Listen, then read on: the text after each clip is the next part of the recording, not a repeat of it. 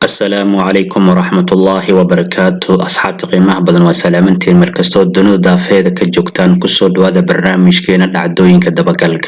انت بدن برنامج كان وحان كغا هدلنا دعدوين كهرو دواع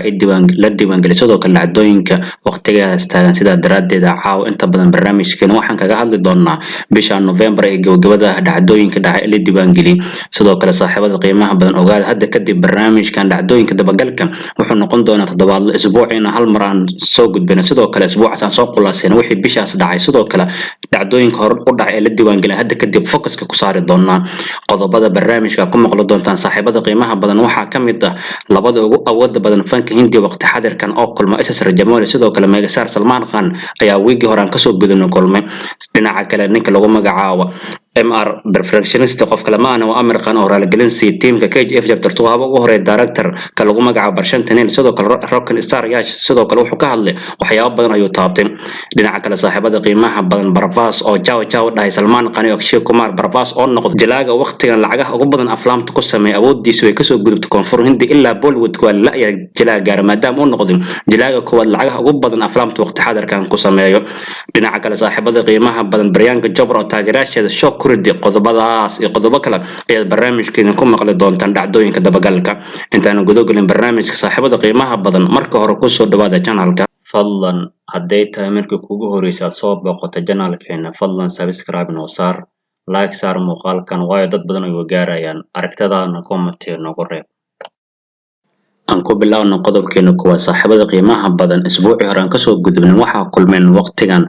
waxaa kulmeen saaxiibada qiimaha badan labada shakhsi waqtigan oo awood badan fanka hindi waa director-ka lagu magacaabo SSR Jamooli sidoo kale meegasaarka lagu magacaabo Salmaan Khan ayaa wada kulmeen ogaada saaxiibada qiimaha badan ninka lagu magacaabo SSR Jamooli waa ninkii sameeyay filimkii weynaa sidoo kale lagu magacaabo Bahubali waana ninka hadda soo agaasimaya filimkan weyn lagu magacaabo Trabrar saaxiibada qiimaha badan ninka lagu magacaabo SSR Jamooli ayaa wiigi hore ka soo gudubnay wuxuu tagay dhankaasi Mumbai sidoo kale waxay wada kulmeen ee fadhi wada qaateen ninka lagu magacaabo Salmaan Khan sida daraadii saaxiibada qiimaha badan majaladaha ka soo baxay dalka hindi waxay leeyihiin hadayba kulmeen labada waqtiga ugu awood badan fanka hindiya waxay soo wadaan waa wax weyn ogaada saaxiibada qiimaha badan waxay qaateen kulan qaas ah sidoo kale waxa la leeyahay saaxiibada qiimaha badan halkaas waxyaabo badan ay ku gurfayeen hadda ninka lagu magacaabo SSR Jamooli wuxuu ka soo farxaystay filimkiisa weyn Trabrar sidoo kale hadda xayeysiin ay u sameeyaan Salmaan Khan hadda mashaariicda uu gacanta ku haysto marka ka soo farxaystay waxa la leeyahay waxa laga yaabaa inay labadan shakhsi ku midoobaan mashruuc big project sida daraadii saaxiibada qiimaha badan majaladaha ka soo baxay dalka hindiya wiigi hore aan ka soo gudubnay warkaas ay soo qoreen waana rasmi ogaada labadan shakhsi way wada kulmeen laakiin lama oga in ay mashruuc ku midoobi doonaan laakiin waxa la leeyahay war weyn ayaa soo yeeri doona hadii ay kulmeen labada shakhsi ugu awood badan fanka hindi waqti xaadirkan dhinaca kale saaxiibada qiimaha badan superstar-ka lagu magacaabo Prabhas oo dhahay bye bye Salmaan Khan iyo akshay kumar ogaada saaxiibada qiimaha badan saddexdan jilaa waxay ahaayeen 10 san ugu dambeeyay saddexda jilaa ugu awood badan sidoo kale aflaamta lacagta yar waan ay sheegin jireen sidoo kale saaxiibada qiimaha badan saddexdan jilaa 10 san ugu dambeysay halkii film ay sameynayeen sicirkoodu wuxuu ahaa 100 koror ay halkii film ku qaadan jireen almost waa lacag ku dhow 40 milyan oo doolarka Mareykanka laakiin daawadayaasha qiimaha badan wiigan ka soo gudubnay la yaabka dhac wuxuu yahay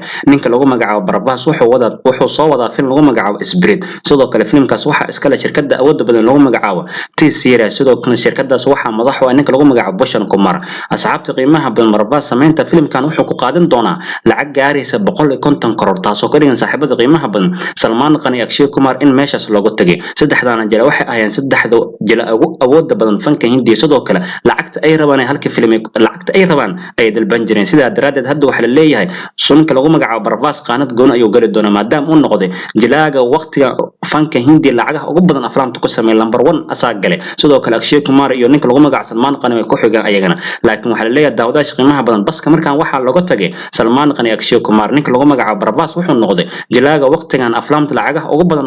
ku sameyn doona dalka hindi maadaama hadda lacag gaaraysa 150 koror akoonkiisa loogu shubo sameynta filimka Spirit ayuu ku qaadan doonaa qodobada kale saaxiibada qiimaha badan barnaamijkan ku soo qaadanayna waxa ka mid ah superstar lagu magacaabo Amir Khan oo raali galin si teamka k.g.f chapter 2 hawa ugu horeeya director-ka lagu magacaabo barshantaneel sidoo kale rock star yaash iyo raali galin si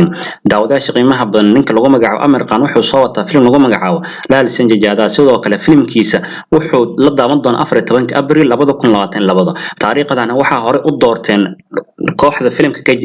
k.g.f chapter 2 sida daraaddeed ninka Amir Khan wuxuu raali galin weyn ka bixi maadaama labadan film ay tiyaatarada ku haradami doonaan sidoo kale taariikh raggaas ay hor u doorteen oo ka daba doortaas macnaheed kama dhigna saaxiibada qiimaha badan in Amir Khan filmkiisa gabi ahaan uu baajin doona laakiin Amir Khan oo wareysi bixi wuxuu sheegay labadan film gabi ahaan inaysan isku sheekeen sidoo kale tiyaatarada ay wada qaybsan karaan sida daraadeed wuxuu dhahay waxaan raaligelin doonaa dhammaan teamka k.g.f chapter 2 haba ugu horeeya directorka lagu magacaabo Arjun sidoo kale rock star yash raaligelin ayaan siinaa sida daraadeed daawadaasha qiimaha badan Amir Khan sidoo kale wuxuu guul u rajay teamka k.g.f chapter 2 ogaada saaxiibada qiimaha badan Amir Khan filmkiisa lartin jada iyo filmkan kale isku sheekamaan sidoo hadda Amir Khan asaga ka dhawaajin dhinaca kale marka soo laaban Amir Khan saaxiibada qiimaha badan waxa laga soo min guriyo filmka lagu magacaabo Forest Gump sidoo kale filmkan lartin jada waxa atrisho kood ka gabadha super saarada lagu magacaabo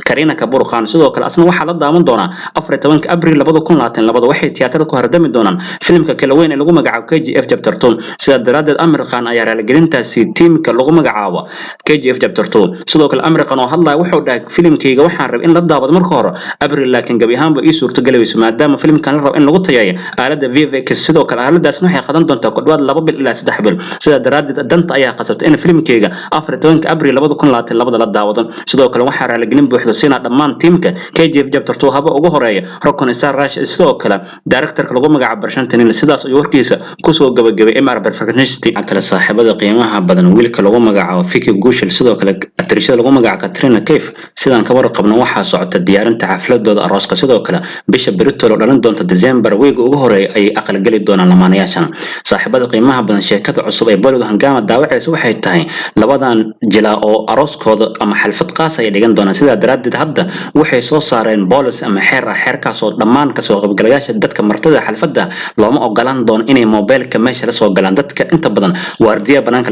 la dhigi doona sidoo kale mobilada ayaa laga aruurin doona ay leedahay Bollywood hangama sidoo kale daawadaasha qiimaha badan waxay rabaan xalfad qaas oo secret inay dhigtaan sida daraadeed gabi ahaan waxay diidayaan wax image in laga qaado sawir sidoo kale in video laga duubo ay diidayaan xalfadooda sida daraadeed daawadaasha qiimaha badan Katrina k.g.f Vicky weegan lagu soo foodlay bisha December dhalan doonta ay aqal gali doonaan dhankaas iyo Rajasthan iyo xalfad ku dhigan doonaan dhinaca kale daawadaasha qiimaha Bollywood hangam waxay leedahay sharcigan hadda ka hor policy-ga waxa dhigtay Ronversini dibka budukone markii aqal galayeen sanadkii 2018 sidoo kale isla qodobkan amal hadda ka hor waxa sameysteen Priyanka Chopra ninka lagu magacaabo Jonas markii aqal galayeen sida daraadeed waxa la leeyahay hadda waxay wadadooda raaci doonaan Katrina k.g.f ninka lagu magacaabo Vicky arooskooda ayagana dhammaan gabi ahaan dadka ka soo qaybgalayaasha xalfadda waxa laga aruurin doonaa mobile taas oo ka dhig in la diiday in wax sawir in video laga duubo lamaanayaashan waxay rabaan in xalfadooda ay dhigtaan week ugu horeeya bisha December sidoo kale waxay rabaan markii aqal galaan in xalfad balaaran ay ku qabsadaan dhankaas iyo Mumbai taasoo markaas lagu casuumin doono dhammaan jilayaasha fanka Hindi sida daraadeed hadda waxay rabaan inay dhigtaan xalfad oo secret dhammaan wax video wax image dhammaan meesha laga soo qaato ma rabaan sida daraadeed waa hawaal daawadaasha qiimaha badan Vicky Katrina iyo Katrina k.g.f aqal gali doonaan toddobaadka foodo ugu soo haayo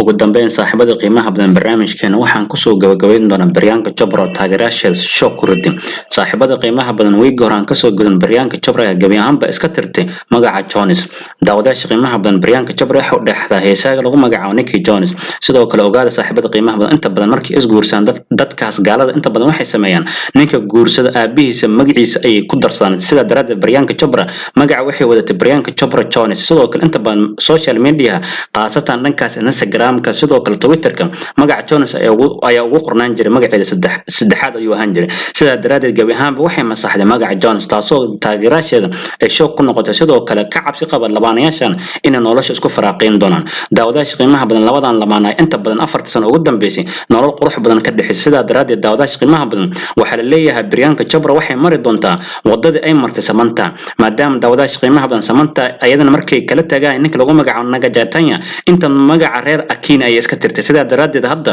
shoog waxa jir lamaanayaasha inay nolosha isku firaaqin doonaan sida daraadeed daawadaasha qiimaha badan weegan ka soo gudubnay sheekadan ayaa halaheynteeda cirka sare gaashay waxa halkaas inoo dhan saaxiibada qiimaha barnaamijkeena dhacdooyinka dabagalka inta badan barnaamijkeena waxaan kula fogoreynaa bishan gabagabada ah inta badan waxyaabaha dhacay la diiwaan geliyay qodobada barnaamijkan ku soo qaadanay qodobka ku soo jeetay aragtidaada comment noo qreeb waxa kale oo idin ka codsanaa saaxiibada qiimaha badan in muuqaalkan la gaarsiiyo 100 like taasna aniga way inagu dhiirigelinaysaa haday taa markii kugu warso soo booqanaysa channelkeena subscribe noo saar sidoo kale ha iloobi inaad muuqaalkan like inoo saarto aragtidaada comment noogu reeb hadaa ka mid tahay saaxiibada horumar jooga muuqaalkan share dhisi saaxiib wanaagsan adigoo kale channelka ugu soo biran intaan barnaamij la mid saaxiibada qiimaha badan ku kulmayno sidaas waa maana Allah assalaamu calaykum waraxmatullaahi wabarakaatuh